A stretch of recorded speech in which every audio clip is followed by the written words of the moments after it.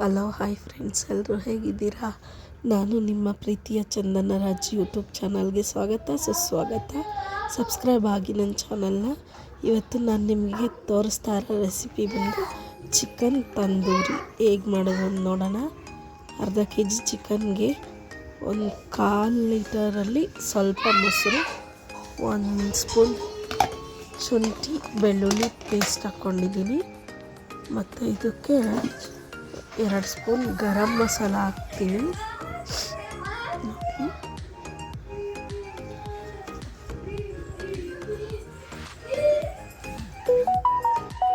ಒಂದು teaspoon red chilli powder ಹಾಕ್ತಿದ್ದೀನಿ. ಮತ್ತು ಸ್ವಲ್ಪ ಅರಿಶಿನ ಪುಡಿ, ಅರ್ಧ ಹೋಳು ನಿಂಬೆಹಣ್ಣು ಹಾಕ್ತೀನಿ. ಮತ್ತು 1 ಮೊಟ್ಟೆ ಹಾಕ್ತಿದ್ದೀನಿ.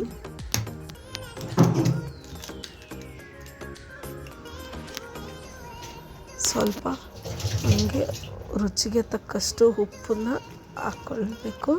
ಹಾಕ್ತೀನಿ ನಾನು ಈಗ.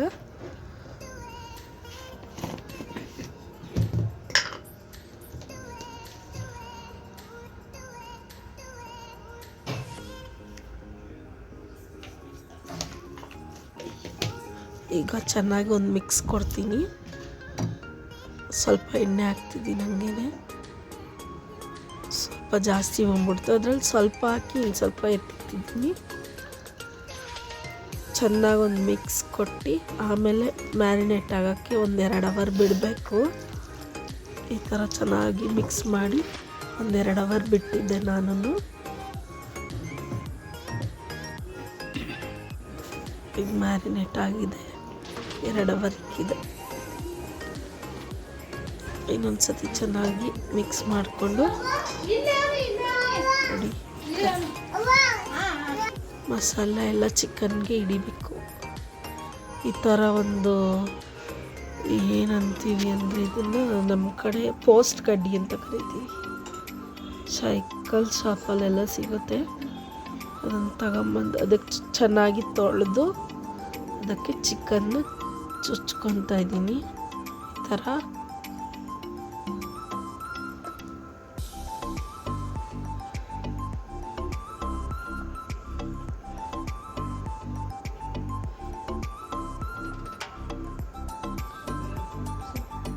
ನೀಟಾಗಿ ಚುಚ್ಕೊಂಡು ಇವಾಗ ಸ್ವಲ್ಪ ಮೇಲೆ ಗ್ರೇವಿ ಹಾಕ್ತಾ ಇದ್ದೀನಿ.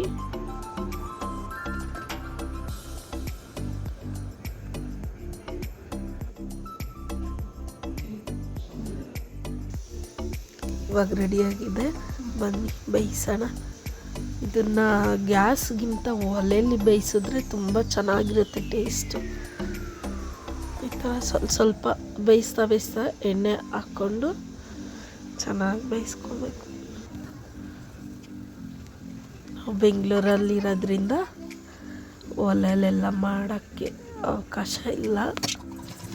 ಊರಿಗೆ ಹೋದಾಗ ಮಾತ್ರ ಇವಾಗೂ ಮಾಡ್ಕೊಂಡು ತಿಂತೀವಿ. ಗ್ಯಾಸ್ ಇಲ್ಲ ಅಲ್ಲಿ, ಒಲೆಯಲ್ಲಿ ಗ್ಯಾಸ್ ಇದೆ, ಆದರೆ ಗ್ಯಾಸಲ್ಲಿ ಮಾಡೋದು, ಒಲೆಯಲ್ಲಿ ಸುಟ್ಕೊಂಡು ತಿಂತೀವಿ.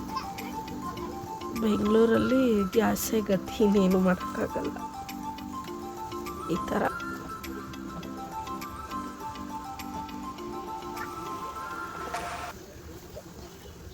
ಚೆನ್ನಾಗಿ ಬೆಂದಿದೆ. ಈಗ